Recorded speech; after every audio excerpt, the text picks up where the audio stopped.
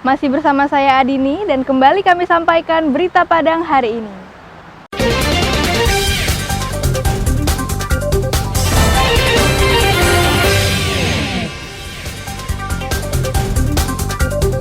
Empat rumah hancur dan ratusan pohon pinus tumbang akibat abrasi pantai Pasir Jamba di pinggiran Kota Padang. Ratusan teknisi pendingin ruangan dari 19 kabupaten dan kota di Sumatera Barat ikuti pelatihan. Deta, ikat kepala khas orang Minangkabau.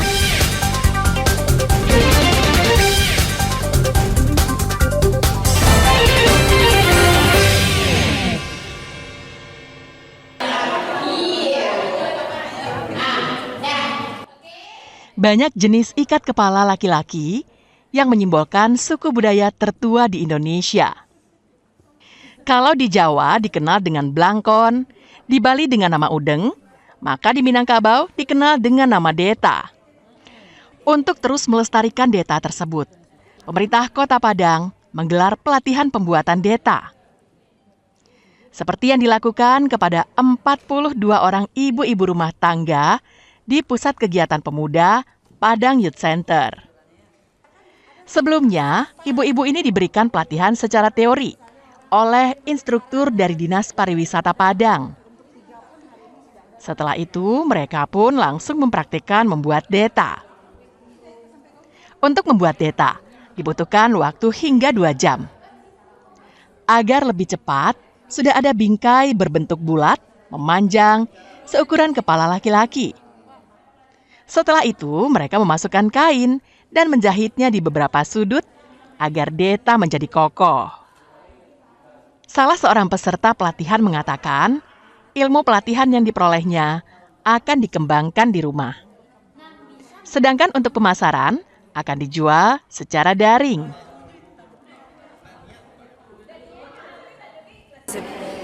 Ingin merubah masyarakat kan bisa lebih banyak berkreasi dan budaya Minangkabau. Jadi kan kita bisa menambah pundi-pundi juga membantu ekonomi keluarga. Itu aja lah. Saya ingin kalau mau saya bisa mendapat ilmu dari sini dan menambah usaha pundi-pundi rupiah saya. Ibu sendiri aktivitasnya sebagai apa? Saya kebetulan menjahit juga di rumah, Pak. Menjahit juga. Berarti ini untuk usaha sampingan gitu ya, Bu ya? Iya, Pak. Rencananya nantinya dipasarkan kemana nih, Bu? Ini mau dipasarkan ke konsumen yang akan membeli ke pasar. Penjualan deta dianggap mempunyai peluang besar. Sebab, selain banyak permintaan di acara-acara tradisional Minangkabau, saat ini, pemerintah Padang juga mewajibkan para ASN menggunakan deta pada hari-hari tertentu. Kita berharap dengan pelatihan yang kita berikan ini bisa mendapatkan meningkatkan ekonomi bagi mereka yang ada di sini. Mereka berasal daripada komunitas-komunitas yang ada di Kota Padang. Jadi Kota Padang itu ada beberapa komunitas ekonomi kreatif. Jadi salah satunya mereka itu kan beda-beda, ada komunitas ekonomi kreatif subsektor kuliner. Ada komunitas ekonomi kreatif yang kriya. Nah, mereka ini khusus yang krianya yang ada di Kota Padang. Diharapkan, dengan pelatihan pembuatan deta ini, bisa membantu ekonomi keluarga melalui usaha berjualan deta secara industri rumahan maupun secara daring. Robiham melaporkan dari Padang. Diikatkan, bertanda, diikatkan.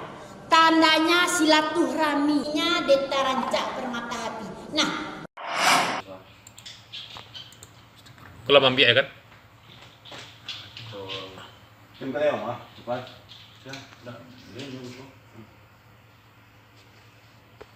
Dalam sebuah rekaman kamera pengintai yang terpasang di rumah seorang warga di Kuranji, pinggiran Kota Padang, terlihat lelaki yang mencuri daging olahan seberat 20 kg sedang beraksi. Namun dia tak beraksi seorang diri.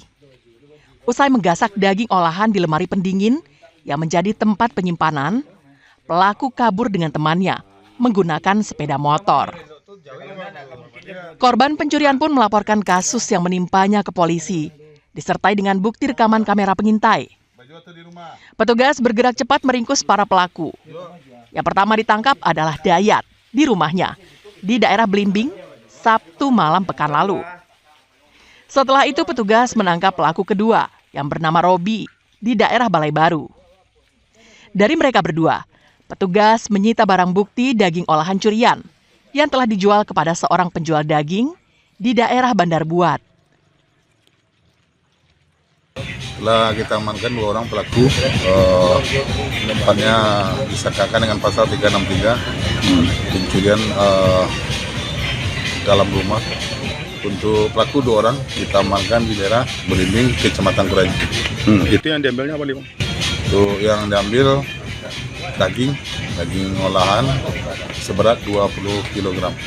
Ditetapkan menjadi tersangka, kedua lelaki tersebut dijerat polisi dengan pasal 363 KUHP tentang pencurian dengan ancaman hukuman di atas 5 tahun penjara. Alfi melaporkan dari Padang.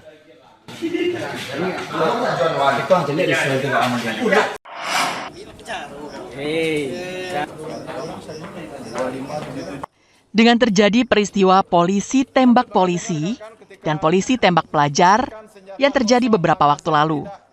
Untuk mengantisipasi agar kejadian itu tidak terulang lagi, anggota Propam Polda Sumbar memeriksa senjata api yang dipegang oleh anggota Polres Darmasraya. Selain memeriksa fisik senjata api, Propam juga memeriksa surat izin pemakaian senjata api, apakah masih berlaku atau tidak. Jika izinnya kedaluarsa, maka senjata langsung disita. Senjata api jenis pistol yang diperiksa yakni Glock dan revolver, beserta amunisinya. Sampai saat ini, jumlah polisi yang memiliki izin menggunakan senjata api jenis pistol berjumlah 27 orang. Dalam hal memeriksa administrasi kelengkapan bagi personel yang pemegang SNP. Nah, ini untuk mengantisipasi ada di antara rekan kita, kalau surat izin pemegang SNP-nya itu sudah kedaluarsa atau sudah mati. Terhadap yang sudah mati, hari ini langsung kita tarik senjata apinya dan langsung kita gudangkan.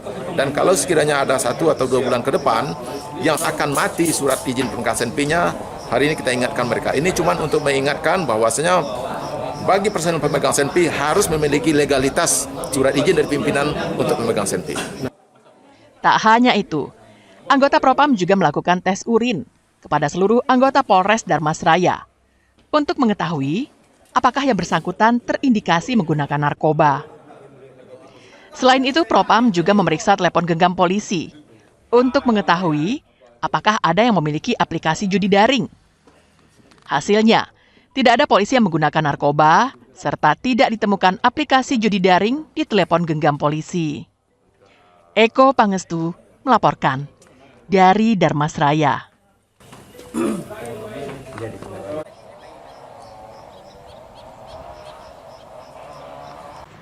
Pemirsa, demikianlah perjumpaan kita dalam Berita Padang hari ini. Saya Adini dan tim redaksi yang bertugas pamit undur diri.